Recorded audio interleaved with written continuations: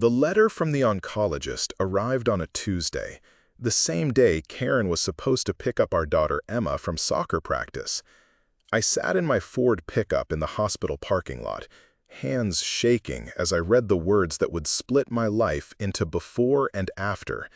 Metastatic pancreatic cancer, stage 4, 6 months if I was lucky. I called Karen's cell 3 times before she answered, her voice sharp with irritation. "What, David? I'm at Pilates." "I need you to come to the hospital, now." "What happened? Did you hurt yourself at the construction site again?" "Just come, please." The silence stretched between us like the 23 years of marriage we'd been slowly unraveling. "Fine, but this better be important." "Important?" I stared at the letter again, at the clinical language that reduced my life to statistics and treatment protocols. At 52, I'd built houses across 3 counties in Ohio, put Emma through private school, and somehow managed to keep my marriage from completely falling apart, despite Karen's increasingly obvious affairs and my own stubborn pride. Now, I had 6 months to figure out what any of it had meant.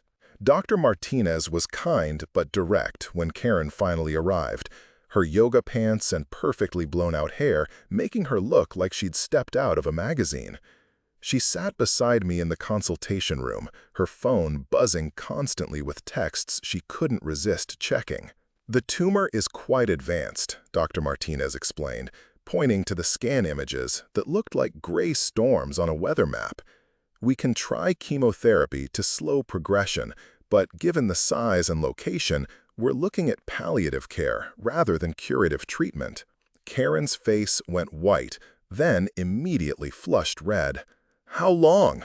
"6 months, possibly longer with treatment, but the quality of life during chemo can be quite difficult." I watched my wife process this information, saw her calculating something behind her eyes.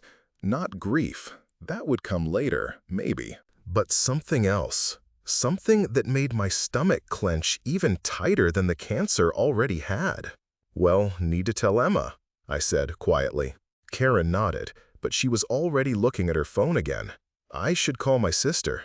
That night, Emma took the news better than I'd expected. At 17, she was tougher than either of her parents, with my stubborn streak and her mother's sharp intelligence. She cried, of course, but then she started asking practical questions about treatment and timelines that showed she was thinking ahead, planning. "So you'll do the chemo, right?" she asked, sitting cross-legged on my bed like she used to when she was little and had nightmares. "I don't know yet, sweetheart. The side effects are pretty rough, and it might not buy much time. But some time is better than no time." I wanted to tell her that wasn't necessarily true, that sometimes dignity mattered more than duration, but looking at her face, so young and desperate, I just nodded. "We'll see." Karen had been unusually quiet during the conversation with Emma, but later that night, after our daughter had gone to bed, she cornered me in the kitchen while I was making tea. "We need to talk about practical things," she said, her voice carefully neutral. "Like what?" "Like the business, the house, Emma's college fund." I studied her face, trying to read the expression there. "The business is worth about $400,000, maybe more if the Patterson development goes through. The house is paid off. Emma's fund has enough for state school, private, maybe not enough. And life insurance? $800,000, through the company policy. You know that." She nodded slowly, and something in her manner made my chest tighten. "David, I need to tell you something." I set down my mug and waited. "I've been seeing someone." The words hit me like a sledgehammer to the gut, even though I'd suspected for months. The late nights, the new clothes, the way she'd stopped nagging me about fixing the bathroom faucet or remembering to put the garbage out. She'd been distracted, happier, in a way that had nothing to do with our family. How long? 8 months. 8 months. Well, I'd been working 70-hour weeks to land the Patterson contract, the biggest development project our company had ever tackled. She'd been building a new life without me. "Who is it?" "Robert Chen, from the country club." I knew Robert. Divorced, kids grown, owned 3 auto dealerships across the county. Everything I wasn't. Wealthy, refined, available for afternoon golf and weekend trips to wine country. Are you leaving me? Karen looked at her hands, at her manicured nails, and the wedding ring she still wore. I was going to wait until after Emma graduated. But now, with this, she gestured vaguely at my body, as if the cancer was something visible, something she could point to. Now you can't wait. It's not fair to any of us to pretend things were working before this happened. The brutal honesty of it cut deeper than I'd expected. She wasn't wrong. We'd been living like polite strangers for years, going through the motions of marriage without any of the substance. But hearing her say it now, with death sitting between us like an uninvited guest, felt like salt in a wound I hadn't realized was still bleeding. When will you tell Emma? After we figure out the logistics. She can stay with me during the week, visit you on weekends if you're up for it. If I was up for it. As if my relationship with my daughter would become some kind of charity work she might perform when convenient. I'd like to start treatment, I said quietly. Karen looked surprised. I thought you were leaning against it. I changed my mind. The first round of chemotherapy hit me like a freight train. I'd thought I understood exhaustion from 30 years in construction, but this was different. A bone-deep weariness that made lifting a coffee cup feel like bench pressing 200 pounds. The nausea came in waves, and the mouth sores made eating anything more ambitious than soup a miserable experience. Emma drove herself to school now, since I couldn't be relied upon to be conscious and functional at 7 a.m. She'd stop by my room before leaving, always with some excuse, looking for her old history textbook, needing $20 for lunch, wanting to know if I needed anything from the grocery store. I knew she was checking on me, making sure I was still breathing. Karen had moved in with Robert 2 weeks after my diagnosis, taking most of her clothes and all of her emotional availability with her.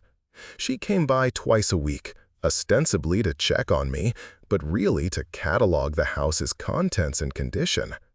I caught her taking pictures of rooms with her phone, probably for real estate purposes. "The market's really good right now," she mentioned casually one afternoon, finding me on the back deck trying to keep down some chicken broth. "Houses in this neighborhood are selling fast." "Planning to cash out?" "We need to be realistic, David. The medical bills are going to be substantial, even with insurance, and Emma's college costs. The life insurance should cover Emma's education. That's not guaranteed to pay out for another few months, potentially longer. We need liquid assets now." I looked at her, standing there in her designer jeans and jewelry that definitely hadn't come from my paycheck, talking about my death like it was a financial planning problem to be solved. This is my home, Karen, Emma's home. Was her home. She's 17. In a year, she'll be gone anyway.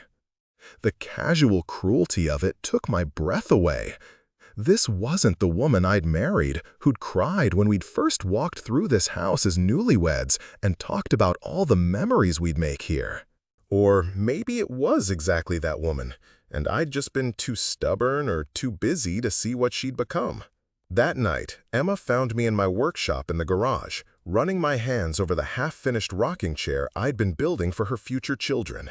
It was stupid, really, planning for grandchildren I'd never meet, but working with my hands had always helped me think. "Mom told me about the house," she said, perching on my workbench like she used to when she was little and I'd let her help with projects. She's probably right about the finances. That's not what I'm worried about. Emma picked up a piece of sandpaper and absently smoothed a rough edge on the chair's armrest. "I'm worried about you being alone." "I won't be alone. I've got you and the guys from work check on me. Dad." She looked at me with an expression far too mature for 17.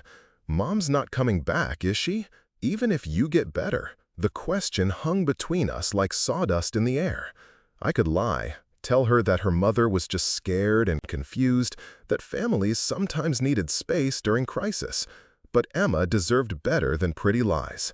"No, sweetheart, I don't think she is." Emma nodded slowly, like she'd already known and just needed confirmation. So what happens to us? What do you mean? I mean, what happens to our family?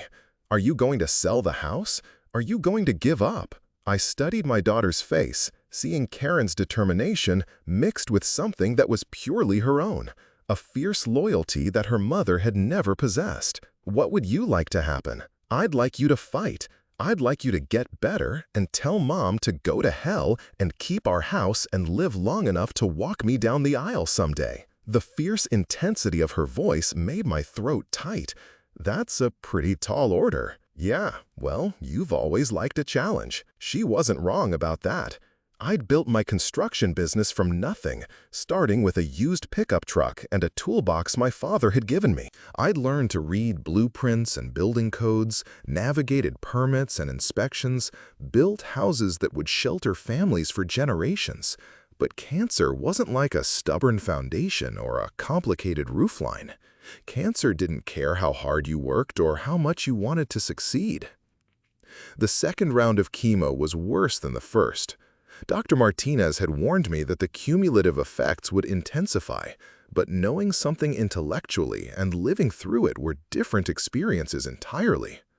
I lost 30 pounds in 6 weeks, and my hair came out in clumps that reminded me unpleasantly of the insulation I'd pulled out of old houses.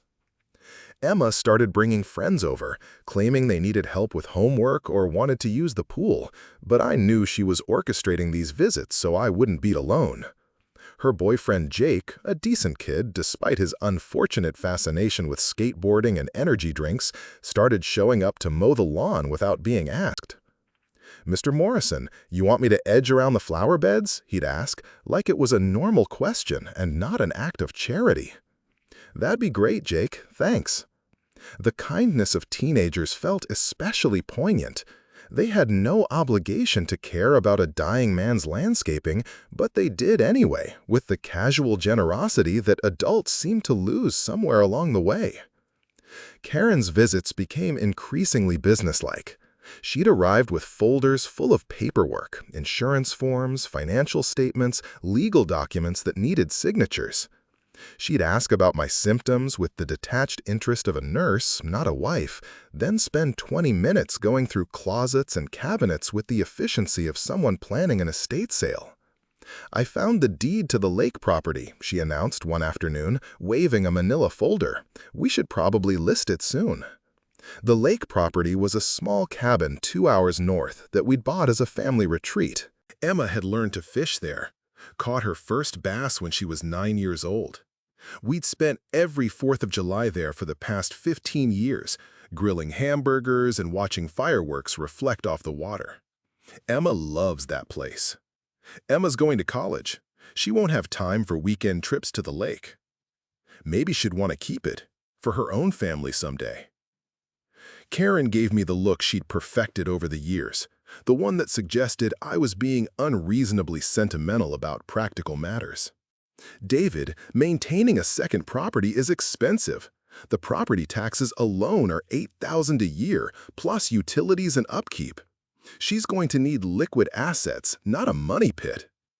I wanted to argue that some things had value beyond their balance sheet entries, that the lake house represented memories and possibilities that couldn't be quantified in dollars. But arguing with Karen these days felt like trying to hold water in my hands. Everything just slipped away. That weekend, I made a decision that surprised even me. I called Emma's cell while she was at soccer practice. "Hey, Dad, everything okay? I'm fine. Listen, what are you doing tomorrow? I was thinking we could drive up to the lake." "Really? Are you sure you're up for it?" The drive would exhaust me, and spending a night away from my carefully calibrated routine of medications and small meals was probably stupid. But suddenly I needed to see the place again, needed to sit on the dock where Emma had spent summers perfecting her cannonball technique. "I'm sure. We'll take it easy. Should I invite Jake? Just us this time, okay?" The drive north took longer than usual because I had to stop twice to deal with nausea. But Emma chatted easily about school and her friends, filling the silence with the kind of comfortable chatter that made the miles pass quickly. She'd grown up so much in the months since my diagnosis. taking on responsibilities that should have belonged to adults. The lake house looked exactly the same. Weathered cedar siding, green metal roof, the dock extending into water so clear you could see the sandy bottom 15 feet down. Emma helped me unload our overnight bags, while I tried not to think about how much effort it took to carry a duffel bag that would have felt weightless 6 months ago. "Want to sit on the dock?" she asked. We settled into the Adirondack chairs I'd built the summer Emma turned 12, when she'd announced she was too old for the kiddie pool, but not quite ready for the deeper water near the boat launch. The late afternoon sun turned the lake into a mirror, reflecting the pine trees and scattered clouds in perfect detail. "Mom called me this morning," Emma said after we'd been sitting quietly for a while. "Yeah? What did she want?" "She wanted to know if I was planning to come live with her and Robert after graduation." I felt something cold settle in my stomach that had nothing to do with chemotherapy. "What did you tell her?" "I told her I hadn't decided yet." Emma picked at a loose thread on her shorts. "She said it would be better for me, more stable. Robert has a pool house I could use, and it's closer to the community college." "Community college?" "She thinks I should start there, save money, transfer to a 4-year school later if I want to." This was the first I'd heard of any changes to Emma's college plans. She'd been accepted to 3 universities, including Ohio State, where she'd planned to study education. We'd talked about her becoming a teacher, following in the footsteps of my mother, who taught 3rd grade for 40 years. "What do you think about that?" "I think Mom's trying to manage my life the same way she's managing yours." The bluntness of her observation caught me off guard. "What do you mean?" "I mean, she's making decisions about what's best for everyone without actually asking what anyone wants." Emma turned to look at me directly. "She's already picked out my future. Community college, living with her and Robert, probably some practical major that leads to a stable job with good benefits. Just like she's already decided you're going to die, and she needs to liquidate everything before that happens. She's trying to be responsible. She's trying to be comfortable." Emma's voice carried an edge of anger I rarely heard from her. "Do you know what she told me last week? She said I needed to start thinking about what I wanted to keep from the house, because everything else would have to go." The words hit me like a physical blow. Karen was already dividing up the remnants of our life, parceling out memories like she was planning a garage sale. "What did you tell her?" "I told her I wanted to keep everything. The whole house, all our stuff, all our memories. I told her I wasn't ready to let go of our family just because you're sick." "Emma." "No, Dad, listen. I know you're dying. I'm not stupid or in denial. But dying doesn't mean disappearing. It doesn't mean pretending like our family never mattered or that everything we built together was just temporary." She was crying now, angry tears that she wiped away with the back of her hand. "Mom acts like you're already gone, like this house is just a piece of real estate and I'm just another expense to be managed. But you're still here. We're still here. This is still our life." I reached over and took her hand, surprised by how strong her grip was. "What do you want, sweetheart? Really want, not what's practical or responsible." "I want to keep the house. I want to finish high school living in my own room. I want to go to Ohio State like we planned. I want you to keep fighting, even if the odds are bad." She looked at me with fierce determination. "And I want Mom to stop acting like I'm an orphan she needs to rescue." That night, lying in the narrow bed in the lake house's single bedroom while Emma slept on the pull-out couch, I stared at the ceiling and thought about legacy. Not the kind Karen was worried about, insurance policies and real estate values and college funds, but the kind that mattered. What did it mean to be a good father? What did it mean to leave something worthwhile behind? I'd always assumed I'd have time to figure that out, that death was something that happened to other people, or at least to a much older version of myself. But cancer had a way of collapsing timelines, forcing decisions that should have had years to percolate. The next morning, Emma and I drove back to town in comfortable silence, but I could feel something shifting inside me, some decision crystallizing, like ice forming on the lake in winter. By the time we pulled into our driveway, I knew what I had to do. I called my lawyer, Jim Patterson, first thing Monday morning. "David, how are you feeling?" "Like hell, but that's not why I'm calling. I need to make some changes to my will."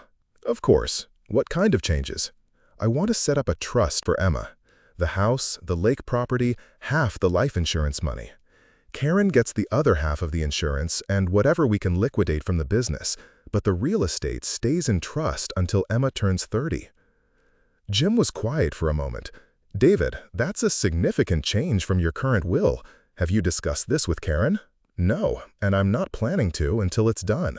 I have to advise you that this could create some complications.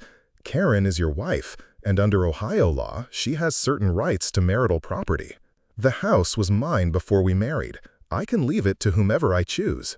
That's true for the house, but the lake property and some of the insurance money were acquired during the marriage.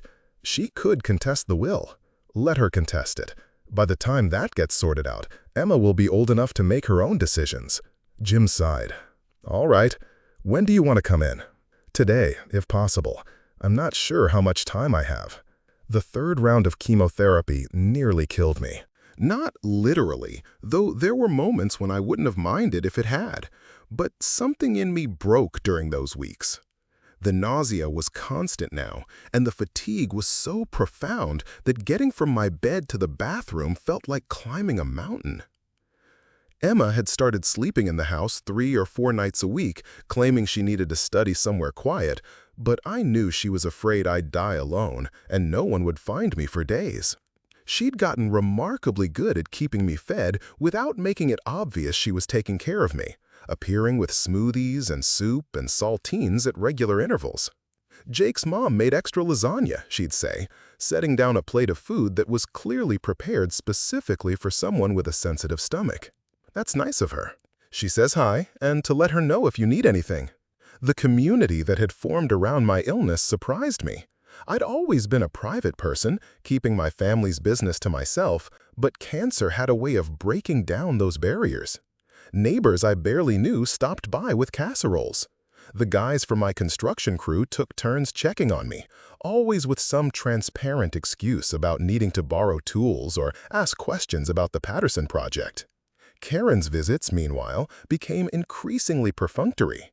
She'd sweep through the house like a real estate agent evaluating property, making notes on her phone and taking measurements of rooms. When she did interact with me, it was with the brisk efficiency of someone managing an unpleasant task.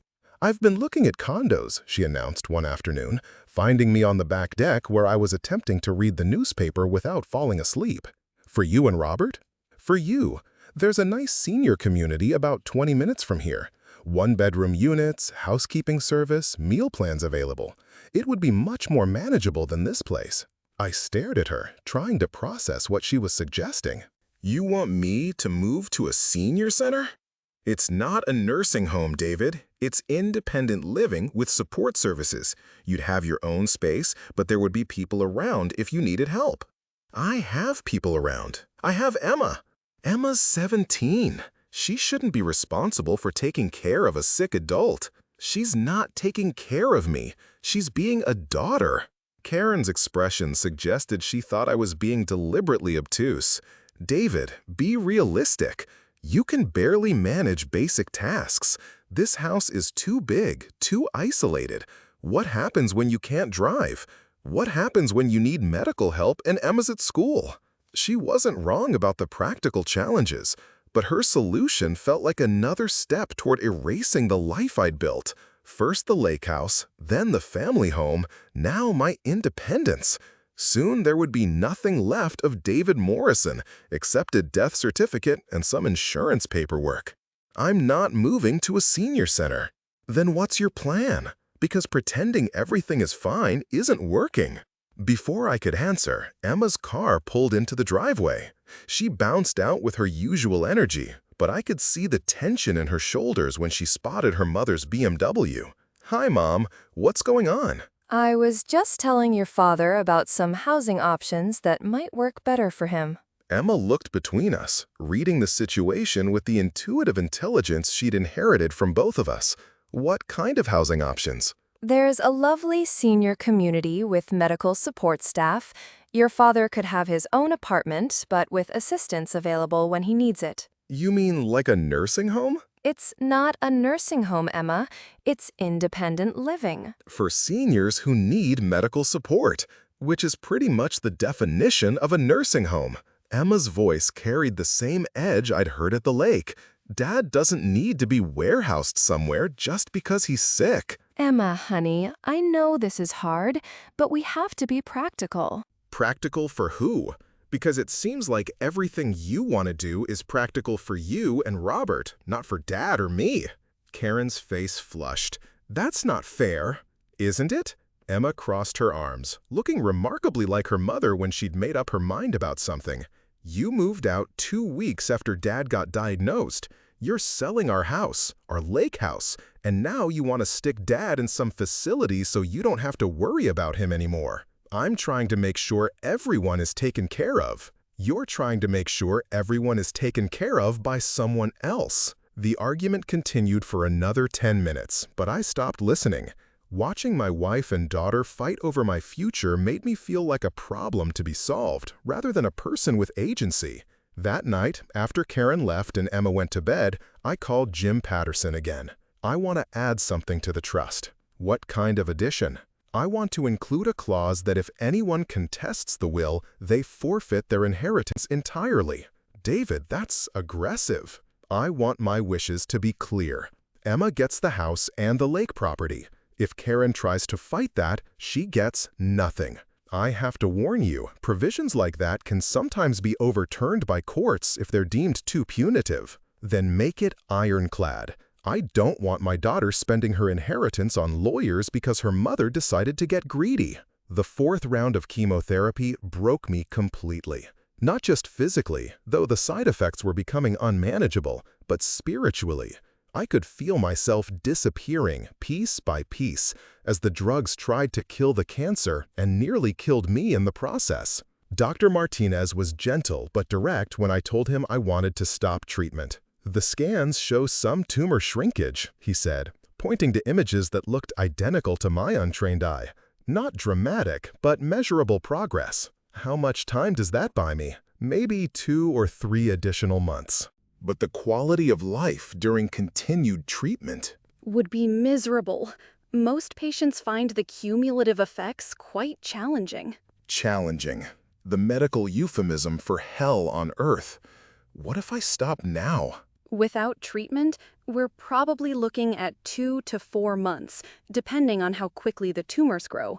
But those months might be more comfortable, more like yourself. I thought about Emma's fierce insistence that I keep fighting, about her need to believe that effort and determination could overcome biology. But I also thought about the man I'd become over the past months, weak, dependent, barely recognizable as the father who taught her to drive and helped her with calculus homework. I need to talk to my daughter. That conversation was the hardest thing I'd ever done. Emma listened without interrupting as I explained my decision, her face cycling through disbelief, anger, and finally a grief so profound it made my chest ache. So you're giving up? I'm choosing how I want to spend whatever time I have left. By dying faster. By living better. These past months, I felt like a ghost in my own life. The chemo isn't just killing the cancer, it's killing everything that makes me who I am. She was crying now, the kind of desperate tears that teenagers cry when they realize their parents can't fix everything. But what if the treatment works? What if you get better? The treatment isn't going to cure me, sweetheart. At best, it might give us a few more months, but those months would be like the past few, with me too sick to really be your father. I don't care if you're sick. I just want you here. I know, and I'll be here, just not the way your mother wants me to be here. Emma looked confused. What do you mean? I told her about the senior living facility, about Karen's plans to manage my decline in the most convenient way possible. I told her about the will, about the trust, about my determination to make sure she could keep the life we'd built together even after I was gone. You're leaving me the house? The house? The lake place? Enough money to get through college. Your mother gets the rest, but the property stays yours. What's she going to say when she finds out? She's going to be furious. She'll probably try to fight it in court. Emma was quiet for a long time, processing this information with the careful deliberation that reminded me she was truly an adult now, despite her age. Will it work? The trust thing?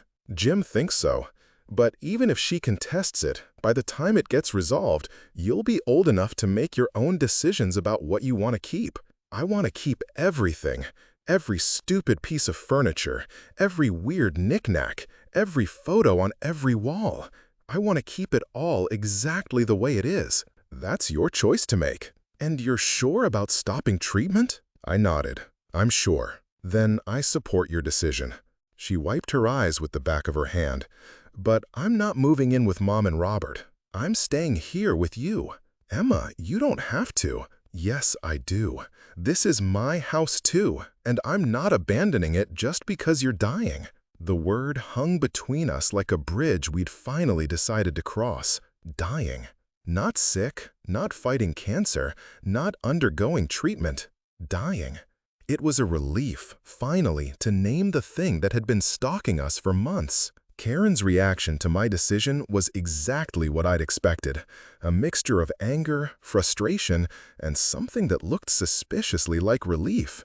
She couldn't say she was glad I was giving up, but she also couldn't hide the fact that my death would solve several problems for her. How long? She asked, sitting across from me at the kitchen table like we were negotiating a business deal. 2 to 4 months, maybe.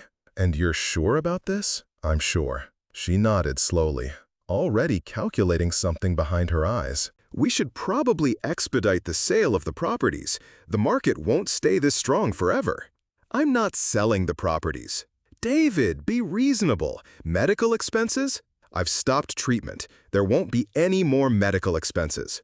But Emma's future is taken care of. Something in my voice must have warned her, because she looked at me more carefully. What do you mean taken care of? I mean, I've made arrangements. Emma will be fine. I could see her working through the implications, trying to figure out what I might have done without her knowledge. What kind of arrangements? The kind that ensure my daughter has a future that doesn't depend on anyone else's generosity. We stared at each other across the table, 23 years of marriage and accumulated resentments crystallizing into this moment of perfect understanding. She knew I'd outmaneuvered her somehow, but she couldn't figure out how. I want to see the paperwork. You'll see it when I'm dead. David! I'm tired, Karen. Whatever else we need to discuss can wait. She left that afternoon and didn't come back for 3 days. When she finally returned, it was with Robert in tow, a tall, silver-haired man who looked like he'd stepped out of a luxury car commercial. He was polite, but distant, clearly uncomfortable with the whole situation. David, I'm sorry about your illness, he said, offering a handshake that felt like a business transaction. Thank you. Karen thought it might be helpful if we all sat down together, talked about the transition. Transition, another euphemism, like challenging and arrangements. Everyone was so careful not to say what they meant. What kind of transition? Well, Emma's future living situation, for one thing. We want her to know she's welcome in our home. That's generous of you. I looked at Karen, who was studying her hands. But Emma's already made her decision about where she wants to live. She's 17, Karen said. She doesn't understand the full implications of what she's choosing. She understands that this is her home. Was her home. David, when you die, everything changes. The mortgage, the utilities, the property taxes. She can't manage all that on her own. Actually, she can. I could see Robert working through the mathematics, trying to figure out how a teenager could afford to maintain a house like this. Karen was watching me with the expression she'd perfected during our marriage, the one that suggested I was being unreasonably stubborn about something that required compromise. The life insurance won't cover everything, she said finally. It'll cover what it needs to cover. David, what exactly have you done? Before I could answer, Emma walked in through the front door, home from school, and clearly surprised to find a family meeting in progress. Oh, hi, Robert. "Hello, Emma. How was school?" "Fine." She looked between the adults, reading the tension. "What's going on?" "We were just discussing your living situation," Karen said. After Dad dies," Emma finished. "You can say it, Mom. He's dying, not going on vacation." Robert shifted uncomfortably. "Emma, we want you to know you have options. Good options." "I already know my options. I'm staying here." "Honey," Karen's voice took on the patient tone she used when explaining something to a difficult child. "That's not really practical. This house is expensive to maintain, and you'll be starting college soon." "Community college, you mean? Because apparently that's what you've decided is best for me." "We just think it makes sense to start there, build up some savings." "Whose savings? Mine or yours and Robert's?" The conversation devolved into the same argument they'd been having for weeks, but I found myself watching Robert's face as he processed the family dynamics. He looked like a man who'd expected to marry a widow, not inherit a teenage stepdaughter and a dying ex-husband. Whatever fantasy he and Karen had constructed about their future together, it hadn't included this level of complication. That night, after they'd left and Emma had gone to bed, I sat in my workshop for what I knew would be one of the last times. My hands were too shaky now to do any real woodworking, but I could still run my fingers over the pieces I'd built over the years. The rocking chair for Emma's future children, the jewelry box I'd made for Karen's 40th birthday, the toy chest that had held Emma's stuffed animals and board games. Each piece represented hours of careful work, planning and measuring and sanding until everything fit together perfectly. I'd always found peace in building things, in taking raw materials and turning them into something useful and beautiful. It occurred to me that raising Emma had been like that too, a long, careful process of shaping and refining, trying to build something that would last. The difference was that Emma was nearly finished, and she was magnificent. My phone rang just after midnight. Dr. Martinez's voice was calm but urgent. "David, I just got your latest blood work results. Your white cell count is critically low. I need you to come to the hospital immediately." "What does that mean?" "It means your immune system is compromised. Any infection could be life-threatening." I thought about getting dressed, driving to the hospital, spending days or weeks in a sterile room while doctors tried to stabilize numbers on a chart. What happens if I don't come in? "David, this is serious. Without immediate treatment, what happens?" Dr. Martinez was quiet for a moment. "You could develop an infection. Pneumonia, most likely. It would progress rapidly." "How rapidly?" "Days, not weeks." I hung up the phone and sat in the darkness of my workshop, surrounded by the ghost shapes of my tools and half-finished projects. Days, not weeks. The timeline I'd been given was collapsing even faster than expected. I could wake Emma, drive to the hospital, buy myself a few more weeks of IV antibiotics and isolation. Or I could let nature take its course here, in my own home, surrounded by the life I'd built. The choice felt strangely liberating. I climbed the stairs slowly, my legs shaky from more than just the chemotherapy. Emma's door was closed, but I could see the light from her laptop seeping underneath. She was probably doing homework or video chatting with friends, living the normal teenage life I'd wanted so desperately to preserve for her. I knocked softly. "Come in." She was sitting cross-legged on her bed with her MacBook, still wearing the Ohio State sweatshirt I'd bought her for Christmas. When she saw my face, she immediately closed the laptop. "What's wrong?" "Dr. Martinez called. My blood work shows some problems." Emma's face went pale. "What kind of problems?" I sat down on the edge of her bed, the same spot where we'd had so many conversations over the years, about boys and college applications, and whether she was too old for a goodnight kiss. The kind that means we're running out of time faster than we thought. "How much time?" "Days, maybe a week." She stared at me for a long moment, processing this information with the remarkable composure she'd developed over the past months. "Does Mom know?" "Not yet." "Are you going to tell her?" I don't know. What do you think? Emma considered this carefully. I think Mom's already said goodbye to you in her head. I think telling her now would just create drama that none of us need. The wisdom of her response caught me off guard. 17 years old, and she understood human nature better than most adults I knew. There are some things I need to tell you, I said. Important things. Okay. First, I need you to know how proud I am of you. Not just for handling all this with such grace, but for who you've become. You're strong and smart and kind, and you're going to build an amazing life for yourself. Dad, let me finish. Second, I need you to know that the decisions I've made about the will and the trust aren't about punishing your mother. They're about making sure you have choices. Real choices, not just the ones other people think are practical. Emma nodded, her eyes bright with unshed tears. Third, there's an envelope in my desk drawer, bottom right, underneath the tax files. It has all the information you'll need: Jim Patterson's contact information, account numbers, copies of the trust documents. Everything's set up so you won't have to fight for what's yours. What if Mom tries to contest it anyway? Then she'll lose everything. Jim built some very specific language into the documents.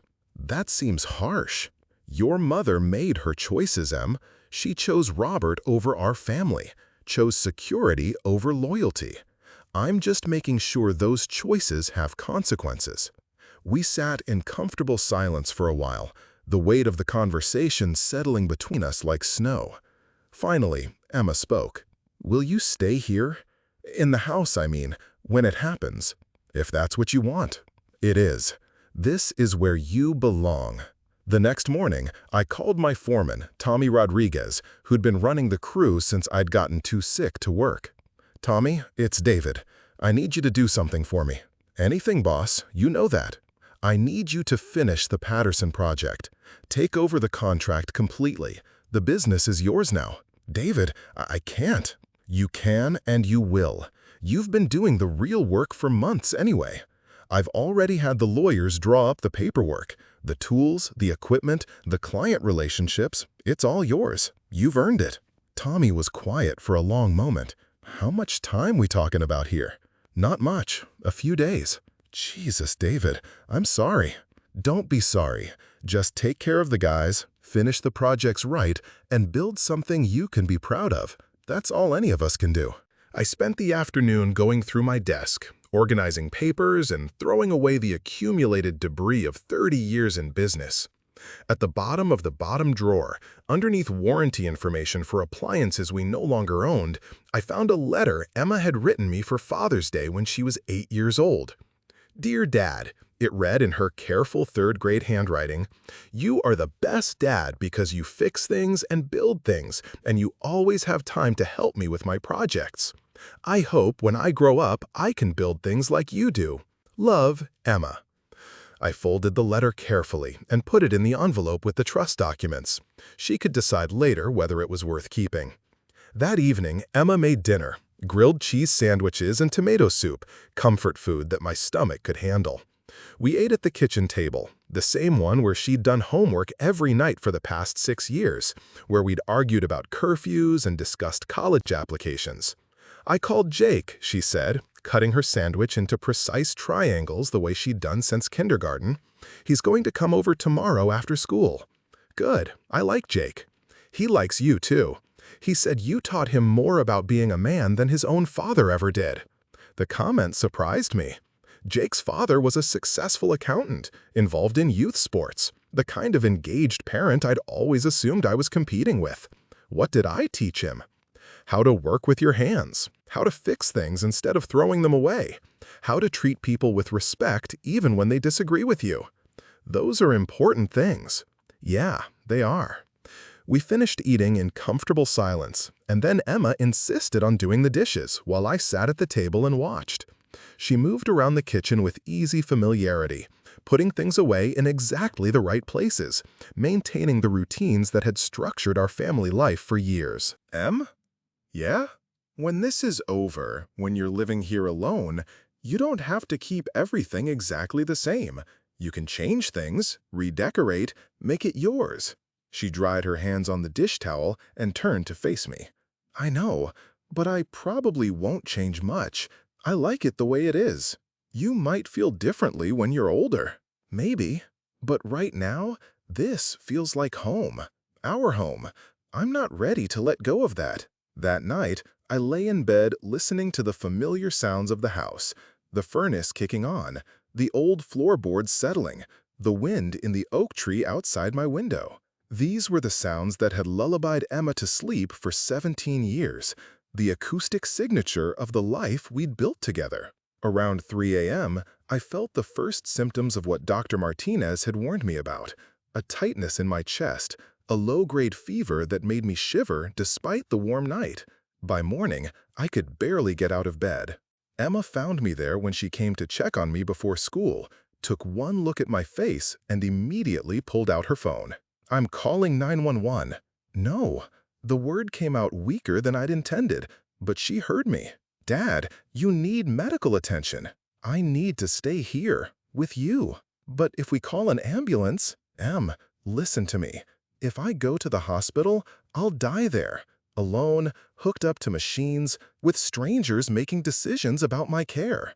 Is that what you want? She stared at me, tears already streaming down her face.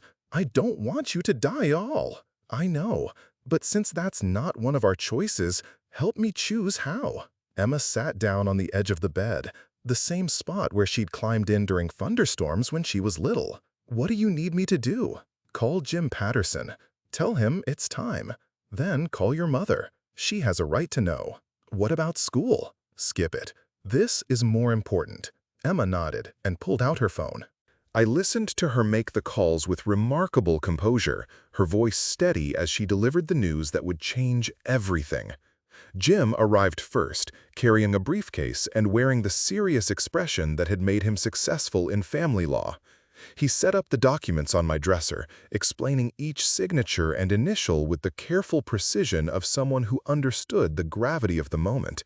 "This is your last chance to change anything," he said, holding the final page. "Once you sign this, it's binding." I looked at Emma, who was sitting in the chair by the window, sunlight turning her hair golden. Any regrets? None.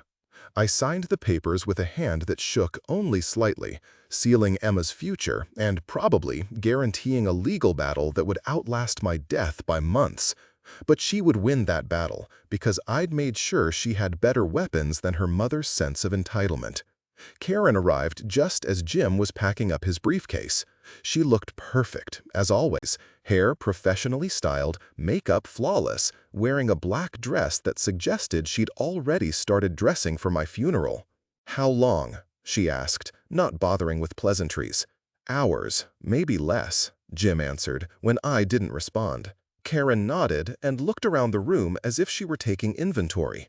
"Emma, you should pack a bag. You can stay with Robert and me until we figure out arrangements." "I'm staying here." "Honey, you can't stay in the house alone while your father…" "I'm not alone. Jake's parents said he can stay over. Mrs. Chen is coming by this evening." "Mrs. Chen?" "Jake's mom. She's a nurse." Karen looked surprised that Emma had organized her own support system, but she didn't argue. Instead, she turned to Jim.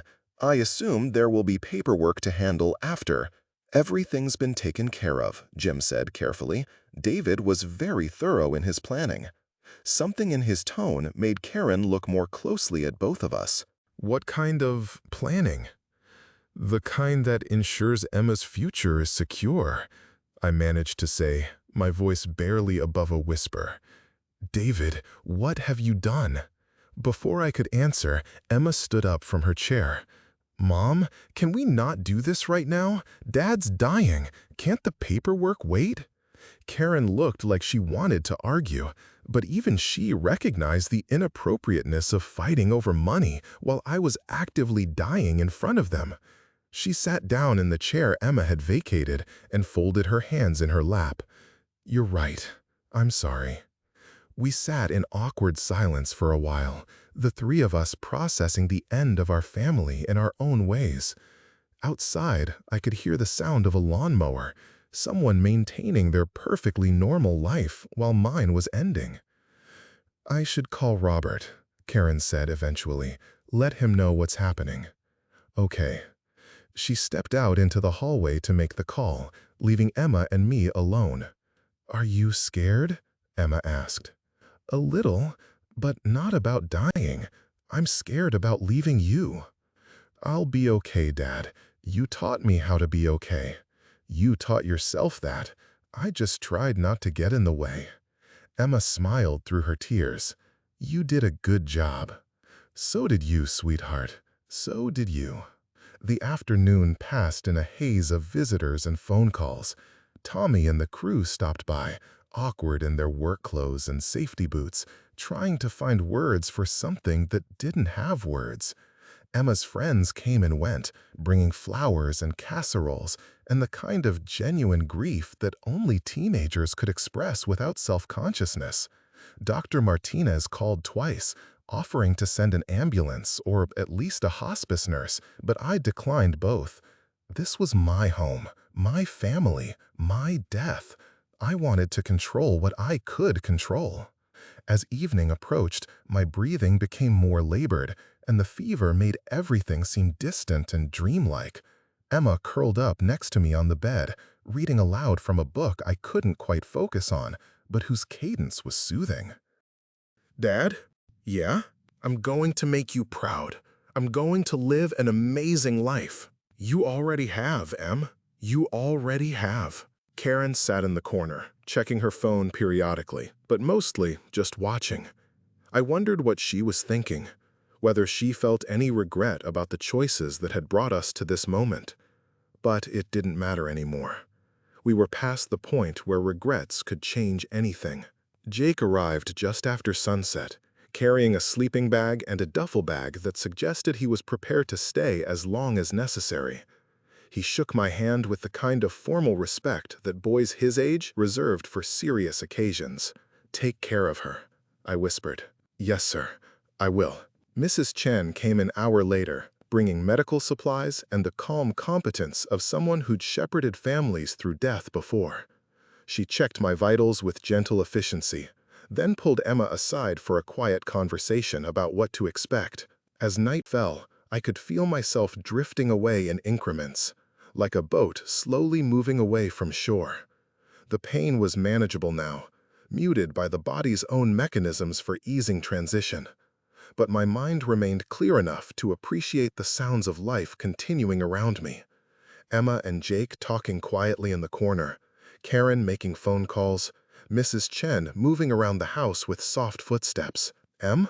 She was beside me immediately. "I'm here. The rocking chair in the workshop.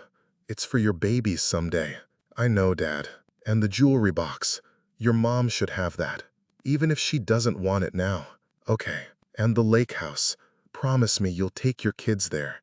Teach them to fish." "I promise." I closed my eyes and felt Emma take my hand. Her grip was strong and warm, anchoring me to this moment, this place, this perfect, imperfect life we'd shared. "I love you, sweetheart. I love you too, Dad." Those were the last words I remember speaking, though Emma later told me I whispered her name several more times before my breathing finally stopped just after midnight. The funeral was exactly what I would have wanted, though I obviously wasn't there to enjoy it. Emma later described it to the empty house, telling me about the overflow crowd at St. Mark's, about Tommy and the crew serving as pallbearers, about the high school principal speaking about my involvement in the scholarship fund I'd forgotten I'd ever contributed to. Karen had wanted a more elaborate service, something befitting a prominent businessman, but Emma had insisted on simplicity. She'd chosen the readings and the music, selected photos that showed me working with my hands or laughing with her, created a memorial that focused on who I'd been rather than what I'd owned. The reading of the will took place a week later in Jim Patterson's office. Emma sat beside me in the chair I would have occupied, wearing the black dress she'd bought for the funeral and the serious expression she'd developed since becoming an orphan. Karen arrived with Robert and a lawyer I didn't recognize, a sharp-eyed woman who looked like she specialized in contested estates. When Jim began reading the document, I could see the moment Karen realized what I'd done. The house at 1247 Maple Street, including all furnishings and personal property contained therein, is bequeathed to Emma Rose Morrison, to be held in trust until her 30th birthday. What? Karen's voice was sharp with disbelief. The lake property at 45 Pine Shore Drive, including the cabin and all associated structures. Jim, what is this? Jim continued reading without pausing, his voice steady as he outlined the trust provisions, the college fund, the specific instructions I'd left for Emma's care. When he finished, the room was silent except for the sound of Karen's rapid breathing. "This is impossible," she said finally. "David couldn't leave community property to his daughter. I have rights." "The house was Mr. Morrison's separate property, acquired before the marriage," Jim explained patiently. "He was free to dispose of it as he chose." "But the lake house was purchased with funds from his business, which was also separate property." Karen's lawyer leaned forward. "Will contests this. The will clearly violates the spouse's statutory rights." "That's your prerogative," Jim said calmly. "But I should inform you that the will contains a no contest clause. Any beneficiary who challenges the document forfeits their inheritance entirely." "You mean?" "If Mrs. Morrison contests the will and loses, she receives nothing. Not the insurance money, not her share of the business proceeds, nothing." I wished I could have seen Karen's face at that moment. Could have watched her calculate the odds of overturning a will written by one of the best estate lawyers in the county. Even if she won, the legal fees would consume most of what she might gain. And if she lost? "How much?" she asked quietly. "How much what? How much does Emma get?" Jim consulted his notes. "The real estate is valued at approximately $600,000. The trust fund contains another $400,000 from life insurance and business proceeds, plus ongoing income from the business sale. And my share? $400,000 from the remaining life insurance, assuming you don't contest the will." Emma spoke for the first time since the reading began. "Mom, that's enough to buy a house with Robert, enough to start fresh." Karen looked at her daughter with an expression I couldn't quite read. "You knew about this?" "Dad told me. He wanted me to understand what he was doing and why." "And you think this is fair?" "I think Dad wanted to make sure I could keep our home. I think he wanted to make sure his death didn't mean losing everything that mattered to our family." "I'm your family too, Emma." "Are you?" Emma's voice was calm but pointed. "Because for the past 6 months, it's felt like you were building a new family that didn't include Dad or me." The conversation continued for another 30 minutes, but the outcome was inevitable. Karen might resent my final maneuver, but she was too practical to risk everything on a legal challenge that would probably fail. She took her $400,000 and wished Emma luck maintaining a house that was too big and too expensive for a teenager. Emma proved her wrong, of course. She graduated valedictorian, earned a full scholarship to Ohio State, and managed the house with the kind of competent efficiency she'd inherited from both her parents. She rented out the upstairs to graduate students, used the income to cover expenses, and turned the lake house into a summer retreat for underprivileged kids through a program she started in my memory. The last I heard, and I realize this sounds impossible, but death has its own strange communication systems, she'd graduated with a degree in architecture and was planning to start her own construction company. Morrison and Associates, she was going to call it, building houses that would shelter families for generations. Karen married Robert 6 months after my death, in a ceremony at the country club that was everything our wedding hadn't been: expensive, elegant, and utterly without soul. They bought a house in the suburbs that looked like every other house in the suburbs, and settled into the kind of comfortable, passionless existence that Karen had always craved. She never contested the will. Emma kept everything exactly as I'd left it for the first 2 years, maintaining the house like a museum of our shared life. But gradually, naturally, she began to make changes. updating the kitchen, converting my workshop into a home office, adding her own touches while preserving the essential character of the place. She did take her children to the lake house, eventually. A boy and a girl who looked remarkably like she had at their age, full of questions and energy and the kind of fearless curiosity that comes from being deeply loved. She taught them to fish from the same dock where she'd learned, watched them catch their first bass with the same mixture of pride and wonder I'd felt watching her. The rocking chair I'd never finished was completed by Emma's husband, a carpenter she'd met in college who understood the value of building things that last. They used it for both their children, and Emma would often sit there in the evenings, rocking gently while she read them the same stories I'd read to her. Sometimes, when the house was quiet and the light hit just right, I swear she could sense my presence. The way children sometimes feel their parents watching over them even when they can't see them.